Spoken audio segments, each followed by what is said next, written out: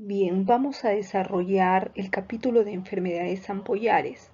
Este es un capítulo importante en el desarrollo de la dermatología, puesto que muchas patologías en la consulta dermatológica se van a presentar con lesiones de tipo ampollares. Estos son todos los puntos a desarrollar en las enfermedades ampollares. Vamos a ir desde el pénfigo vulgar, pasando por el foliáceo, otros pénfigos, el pemfigoide ampollar y las dermatitis herpetiformes. Y para finalizar, el grupo de las epidermolisis bulosas. Para poder entender claramente este capítulo, vamos a definir lo que son las enfermedades ampollares. Y las vamos a definir como aquellas dermatosis mucocutáneas que se caracterizan por la presencia de lesiones elementales primarias de contenido líquido llamadas ampollas o bulas. Estas pueden estar localizadas en epidermis o en la unión dermoepidérmica y ocurren como resultado de pérdida de la adhesión celular en epidermis con acantólisis, edema entre las células epidérmicas, que viene a ser la llamada espongiosis, o la disociación entre la epidermis y la dermis, y que ocurre por etiologías diferentes. Y también vamos a definir a la ampolla como lesión elemental primaria, que viene a ser una cavidad unilocular de contenido líquido mayor de 5 milímetros. Hay tres mecanismos de formación de una ampolla: la acantolisis, el despegamiento y la necrosis epidérmica.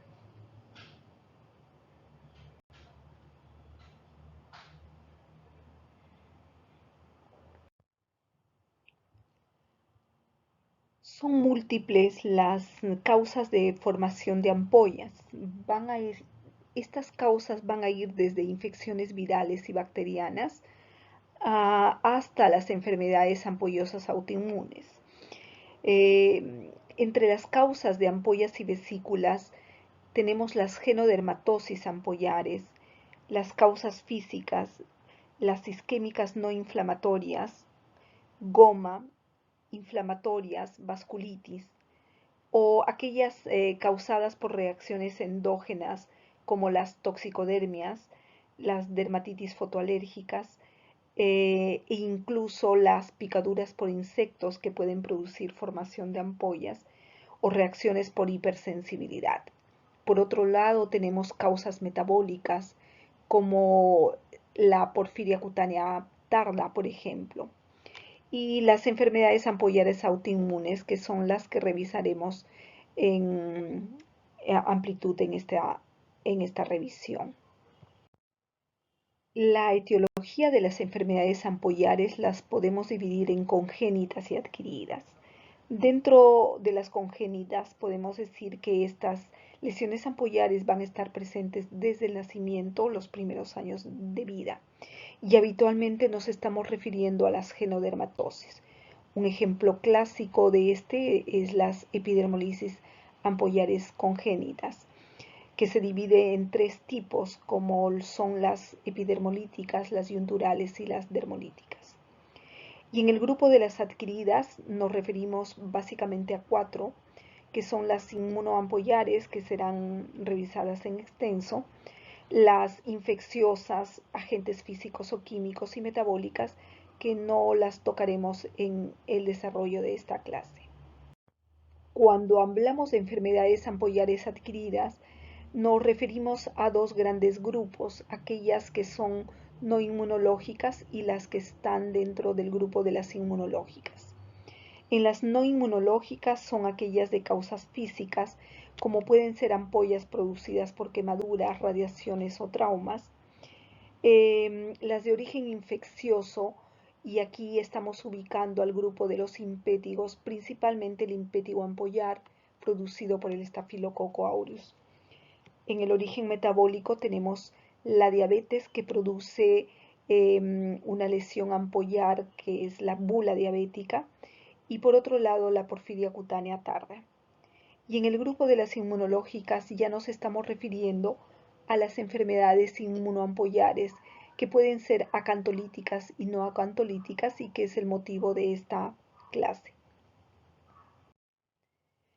Dentro de estas enfermedades inmunoampollares, las acantolíticas son aquellas referidas al grupo de los pénfigos.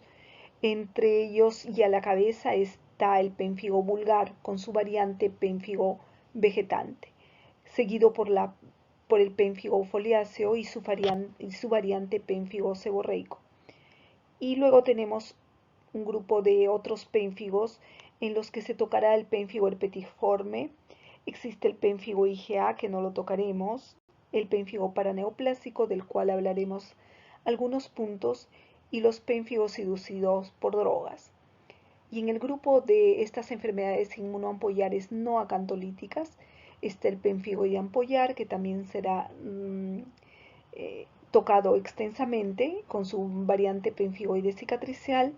Tenemos el pénfigoide gestacional, la dermatitis herpetiforme, que es la llamada enfermedad de Dunning, y las epidermolisis ampollares adquiridas. Por otro lado, en estas formas no acantolíticas se encuentra el lupus ampollar, que no lo tocaremos. Entonces, para poder entender estas enfermedades ampollares autoinmunes, vamos a definirlas como un grupo heterogéneo de enfermedades adquiridas que se va a caracterizar por dos puntos. Primero, por la presencia clínica histopatológica de la ampolla, que es común a todas estas enfermedades, y segundo, por una patogenia determinada por la presencia y acción de autoanticuerpos que están dirigidos contra determinados antígenos que son propios de la piel. Según la localización, estas enfermedades ampollares autoinmunes se van a dividir en dos grupos, aquellas que tienen ampolla intraepidérmica y aquellas que están localizadas en forma subepidérmica. Las intraepidérmicas está referida al grupo de los pénfigos, el vulgar, el vegetante, el pénfigo foliáceo, eritematoso, herpetiforme, los pénfigos iatrogénicos, que están referidos a los pénfigos producidos por drogas, y el pénfigo paraneoplásico. Con apoya subepidérmica tenemos al grupo de los pénfigoides, a la cabeza el pénfigoide ampollar con su variante de tipo pénfigoide cicatricial, el pénfigoide gestacional, la epidermolisis ampollar y el grupo de las enfermedades ampollares IgA. Entre ellas, la que se tocará en esta clase será la dermatitis herpetiforme. En este esquema estamos diagramando a la piel con sus tres capas, la epidermis, la dermis y la hipodermis. Y cuando aislamos la epidermis, en este recuadro de la derecha, vamos a ver las cuatro capas, incluyendo la capa lúcida que solamente estará presente en algunas zonas anatómicas de la piel, como puede ser la palma y las plantas. Tenemos el estrato córneo, el más superficial de la piel, el estrato granuloso por debajo de la capa córnea, en los que todavía se observan gránulos de queratohialina, el estrato espinoso y el estrato germinativo o basal importante.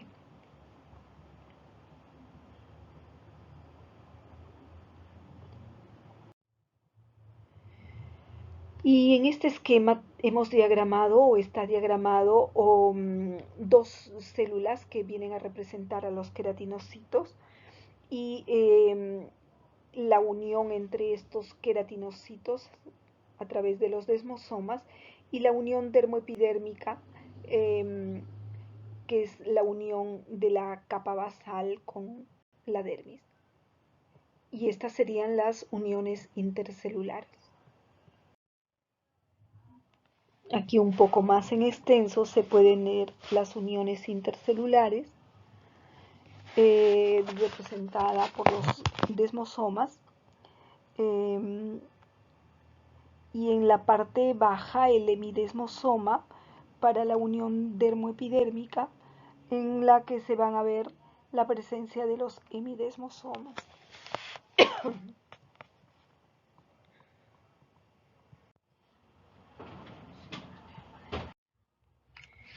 Y en este esquema estamos representando a los desmosomas con la presencia de una serie de estructuras compuestas por polipéptidos. Aquí tenemos la célula 1 y aquí tenemos a la célula 2. Esto viene a ser la unión de cohesión de la unión intercelular. En el medio está la sustancia intercelular. Aquí podemos encontrar la presencia de desmogleínas y desmocolinas. Y aquí estamos representando estos péptidos como la desmoplaquina 1,2, la placoglobulina representada por esta zona verde, la periplaquina, obviamente alrededor, y la placoglobulina, que viene a ser esta estructura en marrón. Entonces es un esquema del desmosomo. En esta otra diapositiva es importante entender aquí este diagrama de representación de los componentes moleculares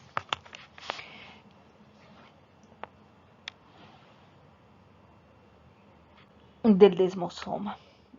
Entonces se puede ver aquí la desmoplaquina, la desmogleína 1, desmogleína 3, que son polipéptidos importantes presentes en los pénfigos, tanto en el pénfigo profundo como en el pénfigo superficial. Tenemos la desmogleína 3.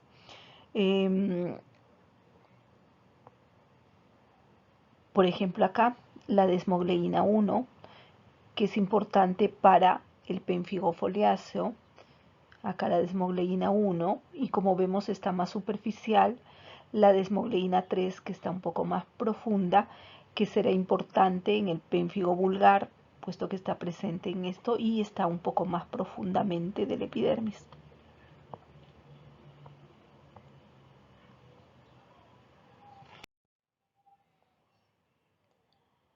Aquí estamos representando a la unión dermoepidérmica, el complejo de la zona de la membrana basal. Y aquí podemos, principalmente en la unión dermoepidérmica, en la zona de la membrana basal, es importante ver la presencia de estructuras del pemfigoide ampollar, que es, por ejemplo, el 180 del pemfigoide ampollar. Aquí en la zona roja, vamos a ver el puntero aquí, que estaría presente el antígeno del pemfigoide ampollar.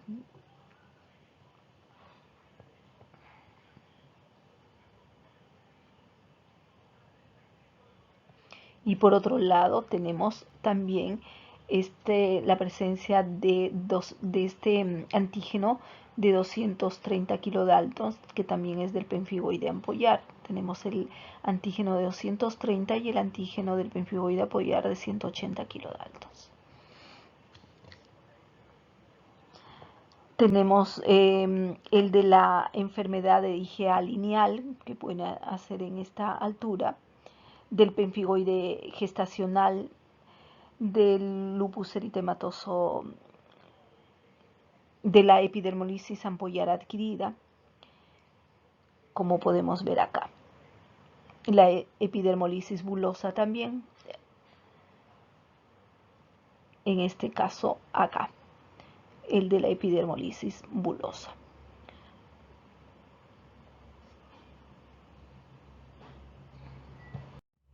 En la unión dermoepidérmica, en la zona de la membrana basal.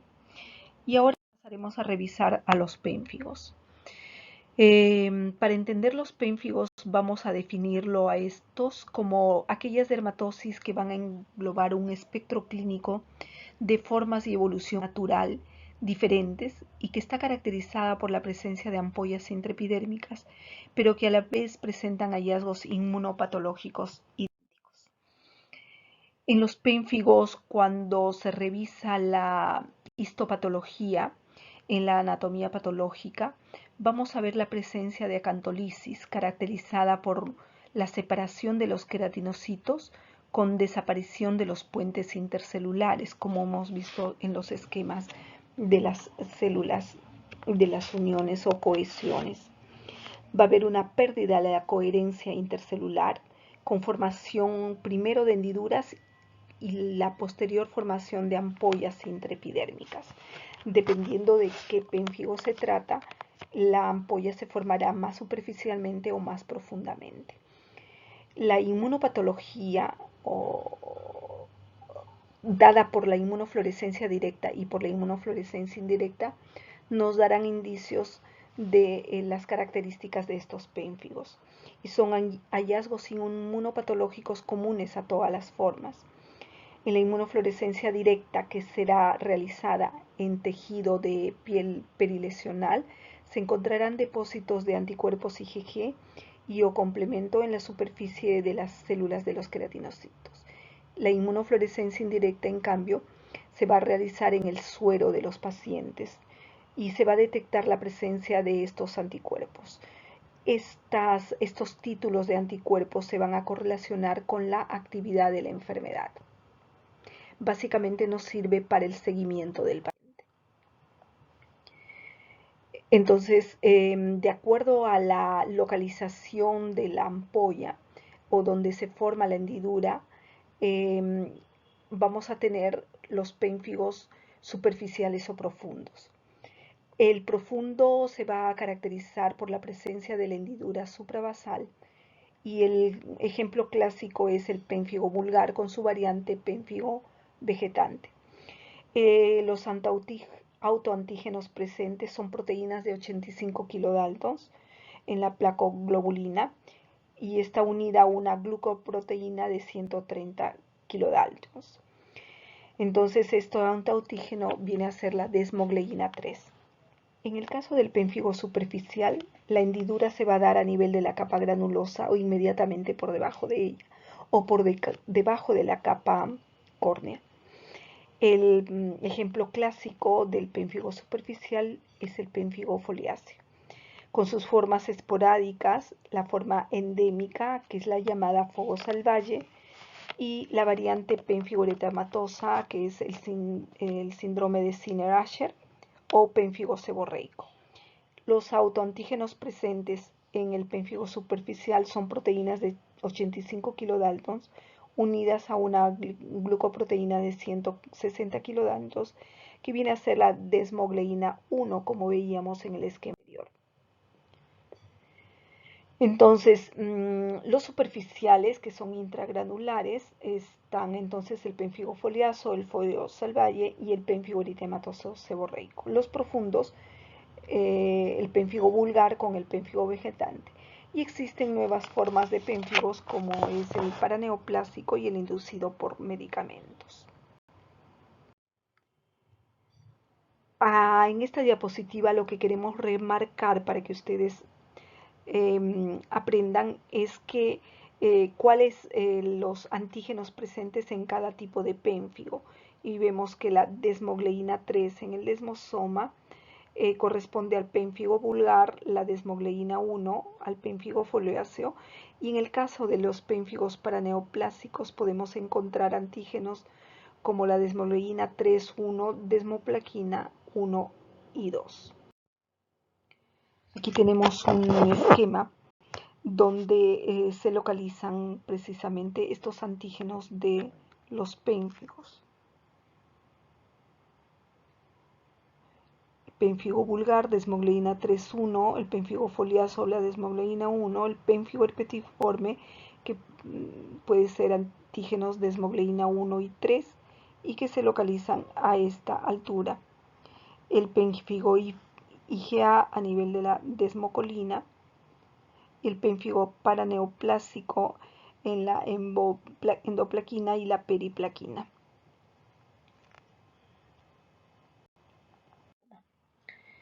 En esta otra diapositiva es importante entender aquí este diagrama de representación de los componentes moleculares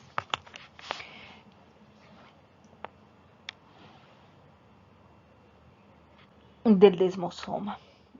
Entonces se puede ver aquí la desmoplaquina, la desmogleína 1, desmogleína 3, que son polipéptidos importantes presentes en los pénfigos, tanto en el pénfigo profundo como en el pénfigo superficial. Tenemos la desmogleína 3.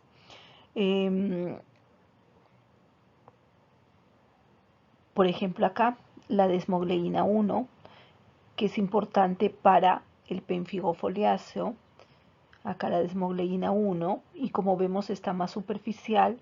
La desmogleína 3, que está un poco más profunda, que será importante en el pénfigo vulgar, puesto que está presente en esto y está un poco más profundamente del epidermis.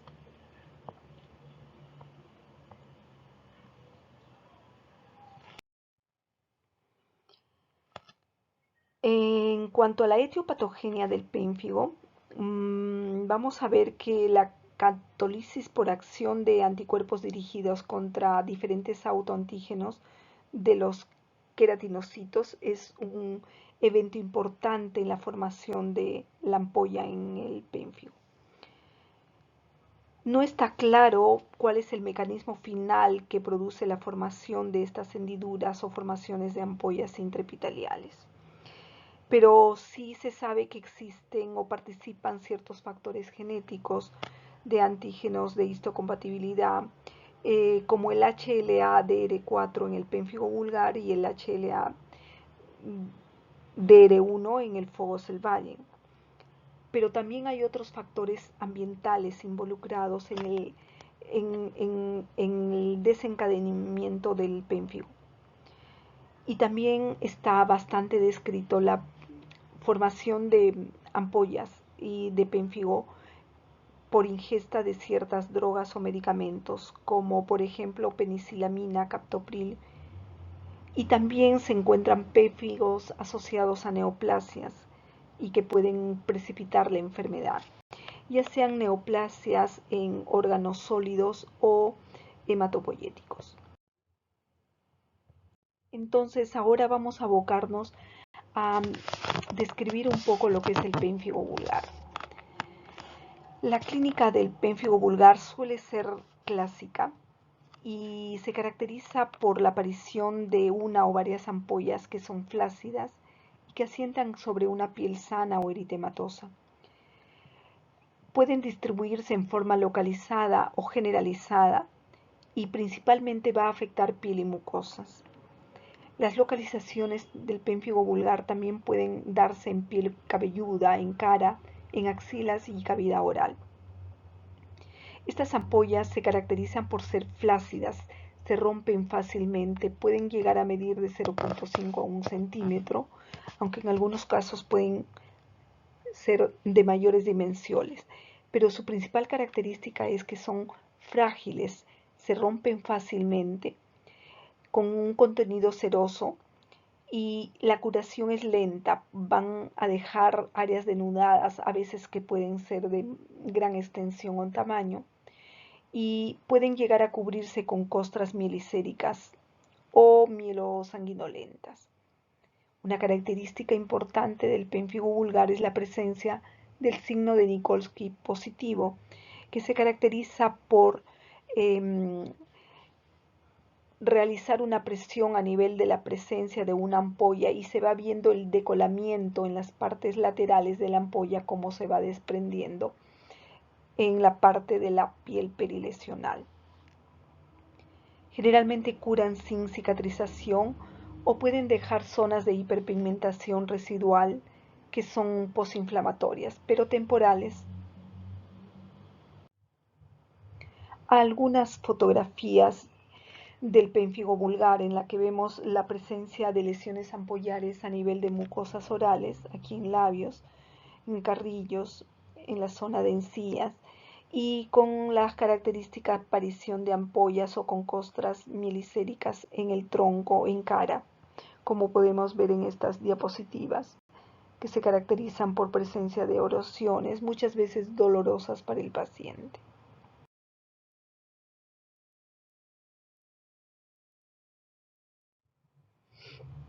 Estos fotos clínicas son de unos pacientes que tuvimos hospitalizados y que podemos ver estas erosiones en mucosas orales o en la zona de genitales.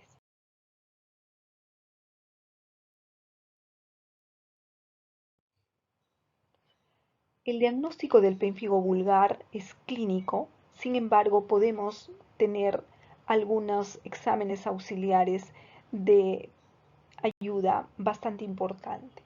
La primera de ellas es el test de SAN. Este test, que es de tipo citodiagnóstico, va a demostrar la presencia de células acantolíticas. Y la forma de tomar un test de SAN es eh, rompiendo una ampolla en la que vamos a eh, raspar el contenido del techo de la ampolla o de la base de la ampolla, haciendo un extendido en una lámina para luego llevarla al microscopio previa coloración con Yensa, por ejemplo, en donde vamos en el microscopio a observar la presencia de las células acantolíticas. El citodiagnóstico del test de SAN es muy importante para diferenciar varias de las lesiones ampollares, como pueden ser herpes zóster, herpes simple, los pénfigos, en los que vamos a ver, como lo decía, las células acantolíticas. En el caso de enfermedades virales que producen ampollas, lo que se van a ver son cuerpos de inclusión. En la dermatitis herpetiforme vamos a ver la presencia de neutrófilos, y en el caso de los pénfigos, del pénfigoide ampollar, vamos a ver la presencia de eosinófilos. Entonces nos sirve como un método diagnóstico de eh, rápido procesamiento para poder hacer una diferenciación de algunas enfermedades ampollares. Otra arma diagnóstica viene a ser la biopsia, el estudio histopatológico, en el que vamos a ver la presencia o confirmar la presencia del clivaje o la ampolla intraepidérmica suprabasal en el caso del pénfigo vulgar. Y la inmunofluorescencia directa que se realiza en tejido de una biopsia de piel nos va a demostrar la presencia de depósitos de inmunoglobulinas intercelulares del tipo IgG y fracciones del complemento. Para realizar la inmunofluorescencia directa requerimos de medios de transporte especiales que se llaman PBS, para transportar adecuadamente la muestra para que luego sea procesada para la inmunofluorescencia. La inmunofluorescencia indirecta se hace en el suero del paciente y ahí vamos a demostrar en un 80% la presencia de anticuerpos IgG circulantes en las etapas activas de la enfermedad.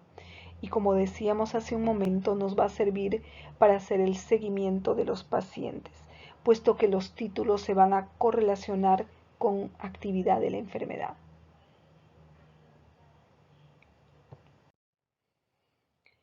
Estas son fotos de muestras de biopsia coloreadas con hematoxilina eosina. En esta fotografía de la mano izquierda lo que estamos viendo es la presencia de una ampolla, de un clivaje suprabasal.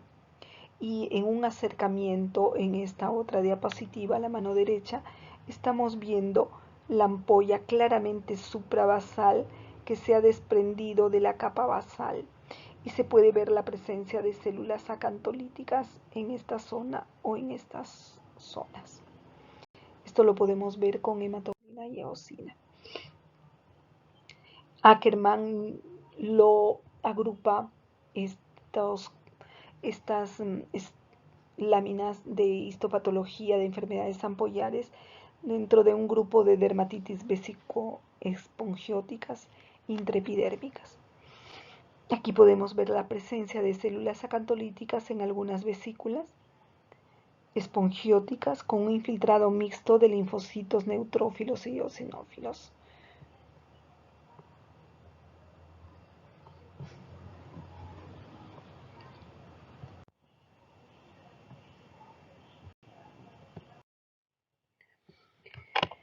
Veamos ahora el pénfigo vegetante, que viene a ser una variante del pénfigo vulgar. Vamos a verlo que está presente en 1 a 2% del caso de pénfigos. Al inicio aparecen ampollas flácidas que se rompen fácilmente y posteriormente van a desarrollar vegetaciones. Característicamente tienen el Nikolsky positivo como todos los pénfigos y vamos a encontrar dos tipos de pénfigos vegetantes, el pénfigo de Newman y el alopo. El de Newman va a afectar axilas, la región inguinal, las comisuras labiales y otros pliegues. Suele ser más agresivo y tiene un curso y pronóstico muy semejante al pénfigo vulgar. El de alopo es una forma menos severa de pénfigos y se presenta en regiones sacrolumbares. Pueden iniciarse con presencia de pus. En estas fotos clínicas podemos ver estas localizaciones del pénfigo a niveles inguinocrurales, por ejemplo, o axilares, que son pénfigos vegetantes que se caracterizan por erosiones y vegetaciones en esas localizaciones. Por la localización de las lesiones del pénfigo vegetante, nosotros podemos plantear diagnósticos diferenciales de enfermedades dermatológicas que tienen la predisposición de localización en zonas intertriginosas. Y es así que se plantean diagnósticos diferenciales con psoriasis invertida, con la enfermedad de Davier, la enfermedad de Hailey-Hailey, que es el pénfigo benigno familiar, y la enfermedad de Payet. La topografía en dermatología es importante para establecer diagnósticos diferenciales.